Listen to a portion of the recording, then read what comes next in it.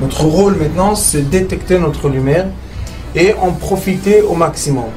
Et quand on a un plaisir ou un désir, la porte s'ouvre encore plus grand. Comprenez, c'est quoi la lumière?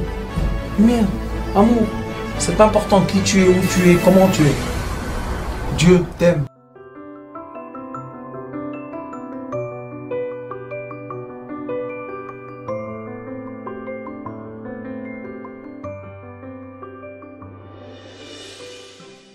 On va étudier ensemble un extrait du Rambam qui est très très important pour comprendre où se trouve le passage entre la croyance d'une personne, j'ai la foi, je crois, et la réflexion du cerveau qui rejette normalement la présence divine. Pourquoi c'est important de comprendre ça? Parce qu'on étudie tout le temps le comportement, les midot, et quand on étudie les midot, on voit que c'est la chose essentielle, la plus importante. Les midot, c'est un travail du cœur. Ce n'est pas un travail du cerveau. C'est vrai qu'on va expliquer les midot à travers une certaine logique, mais en vrai, à la fin, si je peux voler en cachette et je vole pas, c'est quelque chose qui est dans mon cœur. C'est pas quelque chose qui est dans mon cerveau. Parce que je peux voler, mais je vole pas.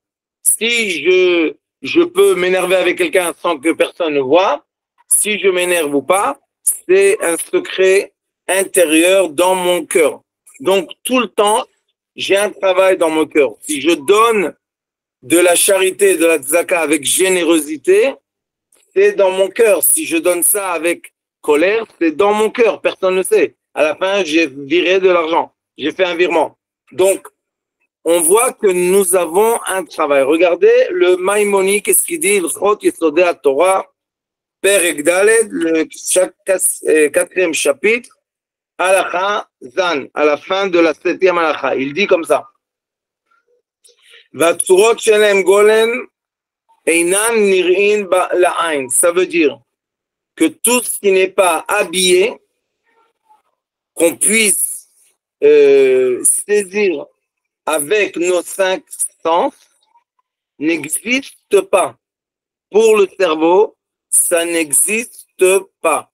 Le cerveau, je parle du cerveau du Sechel, le cerveau reçoit ces informations à travers le système nerveux. Le système nerveux reçoit ces informations à travers les capteurs nerveux qu'il a. Donc, si mon capteur, par exemple de l'œil, n'a pas saisi une certaine fréquence, pour mon cerveau, ça n'existe pas. On a eu hier une très belle expérience avec un enfant qui est venu ici pour faire la fête avec nous. Et mon perroquet était sur ma fille. Comme il n'a jamais vu en vrai un perroquet, on lui a dit le perroquet est là. Il n'a pas vu le perroquet, malgré que c'est un perroquet qui fait 70 cm. C'est grand. Il n'a pas vu le perroquet jusqu'à quand qu'il s'est approché, il a touché, et là, il a compris qu'il voit, parce qu'il était sur le dos, le perroquet, il était par le dos, donc c'était une couleur bleue. On voit que la personne ne saisit que ce qu'elle peut saisir. Donc, tout notre monde du cerveau est un monde limité. Il est limité à quoi? À deux choses, à la possibilité de nos capteurs de transmettre des informations à notre cerveau et de deux, à notre cerveau d'être capable de saisir, de connaître l'information pour nous dire qu'est-ce qu'il y a en face de nous, qu'est-ce qu'on goûte, qu'est-ce qu'on sent, et qu'est-ce qu'on touche, qu'est-ce qu'on entend, c'est les 5 sens. Et il dit ici le Maïmoni, et là, Be'ain alev en yedu'in. Il dit le cœur, les yeux du cœur savent des choses. Ça veut dire que nous avons un savoir supplémentaire. Nous avons un savoir supplémentaire dans l'être humain qui s'appelle le savoir, la connaissance, yedia, da'at, du cœur. Mais le cœur peut savoir des choses qui n'existent, qu'on ne voit pas, qu'on ne saisit pas par le cerveau. Et c'est pour ça que quand on étudie la thérapie lumière, on fait l'addition toujours entre ce que ressent la personne et ce qu'elle saisit en vrai. La majorité du temps, vous devez savoir que la majorité du temps, les êtres humains déforment à cause de leur cœur la réalité. Ça veut dire qu'ils ne voient pas la réalité telle qu'elle est, mais ils vont la voir à travers ce qu'ils ressentent vis-à-vis de cette réalité, parce que le cœur et le cerveau sont connectés par un nerf, et ce nerf-là fait que le cœur a la possibilité de régler la connaissance, le savoir de notre cerveau. Si j'ai peur, quand je vais dans un endroit, j'ai peur, l'endroit est étroit. Si j'ai de l'assurance et je me sens bien, l'endroit peut être plus large. Si on me force et je pleure et je suis triste et je mange, le manger n'a pas tellement de goût. Mais si je suis heureux et je kiffe, le manger, il a un très bon goût. Donc on a non seulement le cerveau avec les informations claires, mais nous avons notre cœur. Et qu'est-ce qu'on doit faire toute la longueur de notre vie? On doit régler les fréquences du cœur. On doit régler les midot. Et quand on règle les fréquences de notre cœur, là, Baruch Hashem, on va saisir la réalité telle qu'elle est. Et la majorité des gens que vous connaissez autour de vous ne voient pas la réalité telle qu'elle est. C'est pour cela que beaucoup de fois, on va aller, si on est sage, entendre un conseil de quelqu'un qui est à l'extérieur de mes sentiments, à l'extérieur de mon cœur, et lui, il va me dire comment il voit la réalité telle qu'elle est, non pas comme mon cœur la déforme. Ça, quand mon cœur déforme la réalité à ma volonté ou à mes sentiments, c'est parce que je suis encore dans la vitalité animale bestiale. Mais dès que je monte, j'évolue, j'accepte de revoir la réalité, mais telle qu'elle est, là, Baruch Hashem, ça s'appelle Nefesh HaSichlit. Je suis dans la vitalité de mon cerveau, qui s'appelle aussi Neshama de Nefesh, l'âme de la vitalité.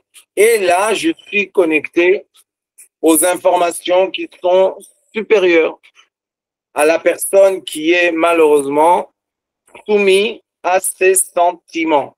C'est très, très important. Nous avons, pendant Sukkot, on va prendre dans nos mains 4 plantes. Et ces 4 plantes qu'on va prendre représentent les 4 enfants que nous avons autour de la table, autour du Seder de Pessah. Pessah et Sukkot, ce sont les 2 fêtes, et il y a aussi Shavuot, mais les 2 fêtes qui sont quelques jours, qui ont été données par Hachem dans la Torah. Et dans ces fêtes-là, nous avons relativement les mêmes fréquences qu'on doit mettre ensemble. C'est pour ça qu'à Pessah, il est dit Keneged Arba Banim Dibra Torah. La Torah, elle a parlé avec 4 garçons différents, 4 caractères différents. Et maintenant, on a dans nos mains les 4 plantes différentes qui représentent des grands groupes de plantes. Nous avons la première plante qui s'appelle Arava en hébreu, qui n'a ni goût ni odeur. Nous avons la deuxième plante qui est le Hadas, qui a seulement de l'odeur, n'a pas de goût. Nous avons la troisième plante qui est au milieu, qui s'appelle le Lulav, qui a le goût mais qui n'a pas l'odeur. Et à la fin, nous avons le hétro qui a et le goût et l'odeur.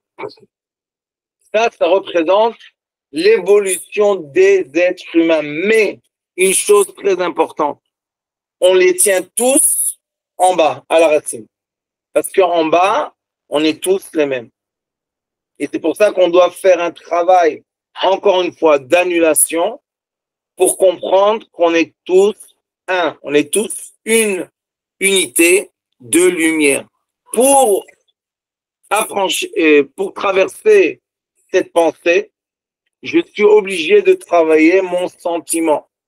Et le sentiment le plus dangereux de l'être humain, c'est l'orgueil. L'orgueil veut dire je suis supérieur à toi. Je suis au-delà de toi. Je vaux plus ma valeur. J'ai une valeur qui est supérieure à ta valeur. Ça crée la séparation. On divise les choses. Et dès qu'on sépare les 4 plantes, ça ne vaut plus rien du tout. Ça veut dire qu'on ne fait pas le commandement comme il a été dit. Il faut prendre les plantes et les mettre ensemble, qu'ils se touchent les 4 ensemble. Donc, on voit qu'encore une fois, nous avons un travail de midot, un travail de notre comportement.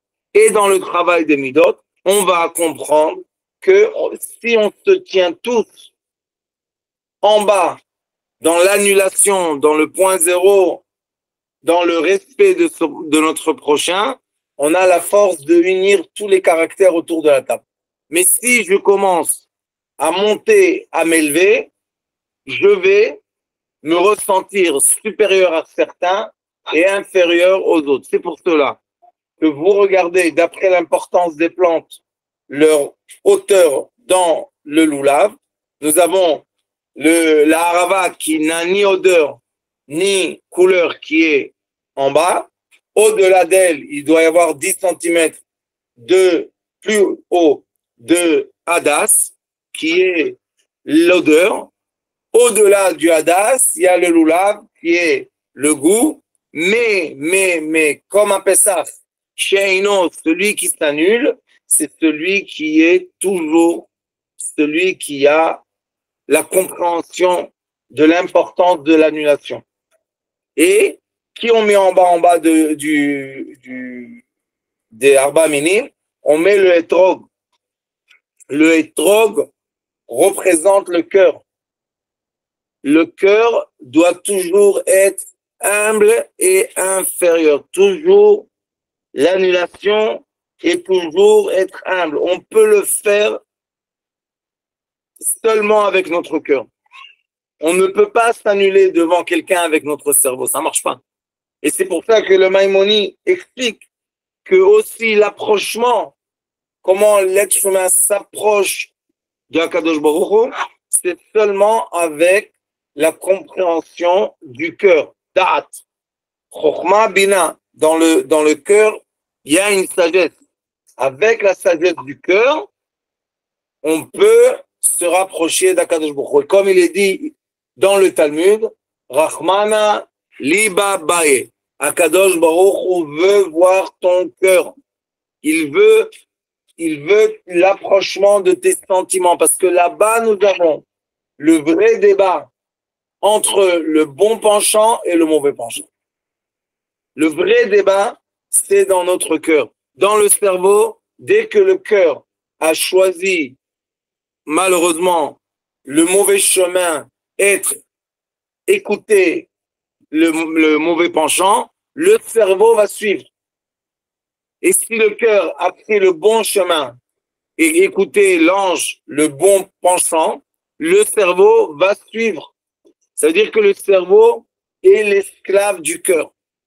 Et c'est pour cela que pendant Sukkot, on va prendre le cœur, qui est le hétrog, et on va le mettre en bas, inférieur à tous, en bas de tout le monde, en bas du rachat, en bas du tzaddik et en bas du Benoni, en bas du méchant, en bas du pieux et en bas de celui qui est dans le juste milieu. Il va être en bas. Et comme il est en bas, il tient tout le monde. Et c'est comme chez l'être humain, le cœur est inférieur au cerveau. Le cerveau reçoit tout le système nerveux des 5 sens. Le cœur ne reçoit pas tout le système nerveux des 5 sens. Mais le cœur est connecté d'en bas avec le cerveau et d'en bas, il dirige tout. Et c'est pour cela que tout le temps, vous allez voir qu'on parle du cœur, levavra. bechol levavcha, avec tout ton cœur, bechol nafshecha, avec toute ta vitalité, bechol meodecha, avec tout le matériel que tu dois aimer Hachem. Donc, on peut faire un grand travail. Le travail est qu'avec le cœur, avec l'amour de son prochain, l'amour sans aucune condition, on peut élever tous ceux qui sont au-delà de nous. Mais on ne peut pas élever ceux qui sont inférieurs à nous. Donc le cœur, le hétrog, il est en bas, on va le tenir en bas. Et lui, il va tenir tout le monde. Baruch Hashem. Donc, on voit du Maïmoni et de la sagesse des Midot et du Lulav. On voit que, encore une fois, ça se répète, notre cœur est l'essentiel de notre travail dans notre vie. Et après que Baruch Hashem, on règle bien notre cœur, on peut ressentir des choses qu'on ne voit pas. Il est écrit dans les livres que pendant Sukkot, les 7 jours de Sukkot, quand la Soukha elle est faite comme il faut, ils viennent les patriarches, Abraham, Yitzhak, Yaakov, Moshe, Aaron, Yosef et David. Et on les invite. Et des fois, on voit des gens pieux que vraiment tremblent quand ils invitent les patriarches. Et on voit des gens légers qui ne croient à rien du tout, mais ils font ce qui est dit de faire. Et eux, non seulement qu'ils ne tremblent pas, ils se moquent, limite, de cette invitation qu'on invite les patriarches. Et maintenant, on va se poser la question, quelle est la différence entre ces deux personnages qui sont dans la même soukha, qui disent le même rituel, et un tremble et un se moque? Quelle est la différence? La différence est dans le cœur. Un a réussi de travailler ses midot à tel point que son cerveau entend son cœur.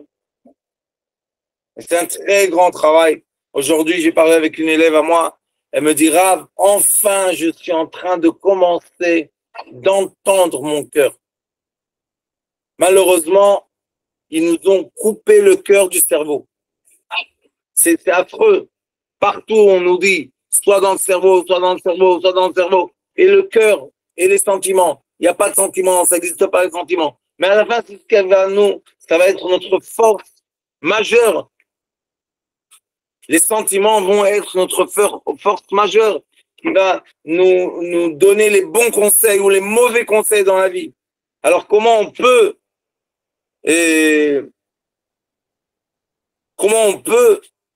ignorer nos sentiments? C'est impossible. Et les personnes qui ignorent leurs sentiments, malheureusement, sont avec un handicap parce qu'ils n'utilisent pas tous les membres et les forces qui ont été données par Hachem à l'être humain. Et on doit faire un travail de midot, un travail de comportement, un travail de comportement pour être capable d'utiliser tous les membres et toutes les forces qui ont été données par le Créateur pour qu'on puisse avoir la réalisation de ce qui est autour de nous de façon plus juste. Et plus on va ignorer, et moins on va expérimenter. Et on veut vivre la réalité, on veut pas vivre des fantasies et des imaginations. Vous savez, c'est de l'imagination pure. Et il faut vivre la réalité. Si nos sentiments, je répète, sont bien alignés, on a bien travaillé l'annulation et le respect de notre prochain et l'amour surtout de notre prochain, parce que chaque être humain, chaque existence que vous voyez représente de la lumière divine, représente la volonté divine. Donc on doit respecter tout ce qui existe autour de nous.